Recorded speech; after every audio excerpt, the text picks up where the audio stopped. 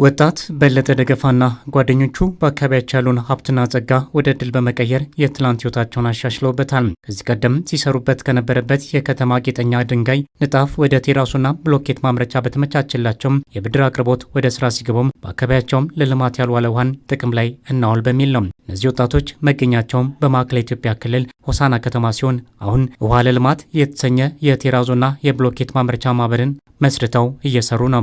ማህበሩ ውሃ ለልማት ነው። ውሃ ለልማት ነው የማህበሩ ስያሜም እዚህ ሰፈር ውሃ ዝም ብሎ ነበር የሚሄደው። ያንን ውሃ ወደ ልማት ስለቀየረን ነው ውሃ ለልማት አለ። ስለዚህ ስራ ላይ ከገባን 2017 ነው። ፊት መጀመሪያ የሚሰራው በኮብልስቶን ነው።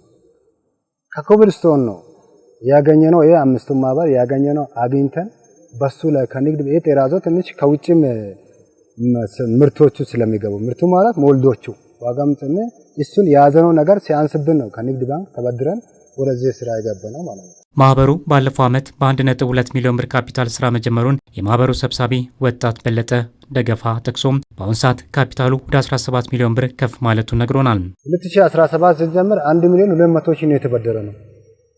2000 ከንግድ ባንክ ተበድረን ስራ ስንጀምር ጀምረን እቃ ሁሉ ነገር አስገባን። ኮሪደሩም እንዳጋጣሚ እዚህ ጀምረን ስንጀምር አድቫንስ ሁሉ ሰጡት የኮሪደር ኮንትራክተሮች ማለት ነው። ከዚህ ከሐዋሳ ከአዲስ አበባ ከሌላ ሀገር ነበረ መጀመሪያ የሚመጣው። ለነሱም ትራንስፖርቱም ሁሉ ነገር እዚህ ስለሚቀንስ ለመቆጣጠሩም ጭምር ከዛ አድቫንስ ሁሉ ነገር ጨምረን እዚህ ስራ ጀምረን ነበር። በማህበሩ የስራ ዕድል የተፈጠረላቸው ዜጎች ራሳቸውን በፋይናንስ አቅም ከመቻል ባሻገርም የስራ ላይ ክህሎትን እንዲሁም ነገን የተሻለ ለማድረግ የሚያስችል ልምድ አግኝተናል ይላሉ። ለወደፊት የራሴ የሆነውን ነገር ከሱ በወሰድኩት ኤክስፒሪየንስ አንጻር ብዙ የራሴ የሆነ ነገር ክሬት ፈጥሬ ማውጣት ቻንስ ራሱ ከዚህ ድርጅት ብዙ ትምህርት ተምሬ ያለው መሆንም ተጨማሪ አዲሽናል ሞዎችንም ተምሬ ያለው እውቀትንም አገኝቻለሁ።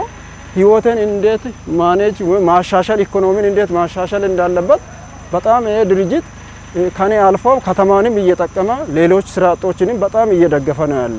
ከሚከፈለኝ ደሞዝ ይልቅ ብዙ እውቀቶችን አትርፌያለሁ። ለራሴ ወደፊት የሚሆኑ እንደዚህ አይነት ድርጅቶችን ክሬት የማድረግ እቅድ አለኝ አሁን ላይ። ይሄንን በጣም ተምሬበታለሁ። እዚህ ድርጅት ከመምጣቴ በፊት ስለዚህ አይነት ነገር አስቤ አላቅም። ይሄን ነገር እንዲህ ለማመዳለው ብዬም አላቅም። ግን ወደዚህ መጥቼ ጥሩ ፕሮጀክቶችን ቀርጫለሁ እኔ በራሴ ማለት ነው። ደስተኛ ነኝ በጣም። ማምረቻው በቀን ከ500 እስከ 600 ካሬ የሚሆን ቴራዞና ብሎኬት የማምረት አቅም ገምቷል። በዚህ ማህበሩም 80 ለሚሆኑ ዜጎች የስራ ዕድልን መፍጠር ችሏል። አሁን አምና ስንጀምር ከ25 እስከ 65 መጨረሻ ላይ ደርሰን ነበር። ለኦብድ ኮንስትራክሽንም ብሎኬት እናመርታለን። እዚህ የፌደራል ስራ አለ። ሁለተኛ አምና ኮሪደር ነበር። አሁን ደግሞ የፌደራል ኮሪደር ለነሱ እያቀረበናል። ማታ እስከ 6 ሰዓት ነው የምናመርተው። በቀን ከ500 እስከ 600 ካሬ ነው የምናመርተው። በጣም ፈጣን ለውጥ ነው እያሳየናል።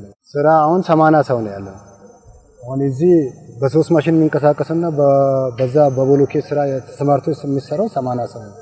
80 የሚሰራው ዝቅተኛ ከ9500 እስከ 28000 ነው ባለሙያ የሚጠቀሙት ደሞዛቸው።